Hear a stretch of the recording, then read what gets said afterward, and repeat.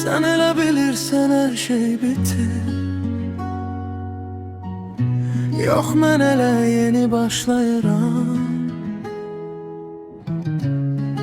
Amma bu dəfə sənli yox, sənsiz.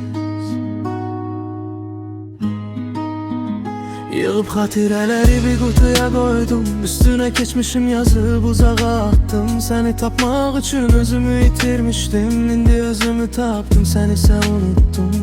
Zəng eləmə, ol ömrə artıq bağlıdır, mənim ürəyim artıq başqa soraqlıdır. Sən gecikdin, qatar çoxdan gedib, bu sevgi hekayəsi sən yazmadan bitir. Gözlərim məni axtaranda mən olmayacam, sözlərim boğazımda qalacaq, susacaqsan. Mən sənin üçün bir əl çatmaz xəyal, sən mənim üçün sadəcə bir səhv olacaqsan. Yandırıb gəmiləri keçmişəm mən, dönmərəm geriyə seçmişəm mən. Sən hələ də könəmə mənə ağlayırsan, yeni məni isə tanımayacaqsan. İndi statuslarda məni axtarsan, gördüyün çəbirlərdə xoşbəxtlik görərsən. Mən sənsiz ölmədim, əksinə dirildim, sənin o kiçik dünyandan çoxdan silindim.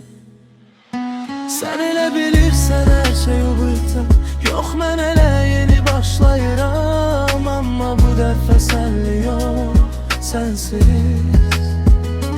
Yığıb xatirələri bir qutuya qoydum, üstünə keçmişim yazıb uzağa attım.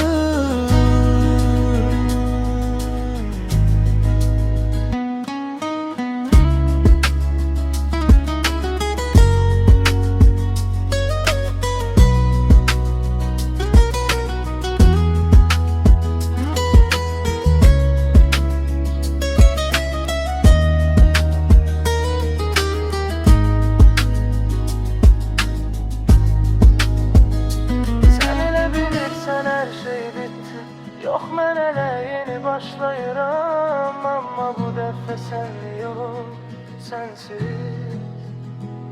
Yığıb xatirələri bir qutuya qoydum, üstünə keçmişim yazıb uzağa attım.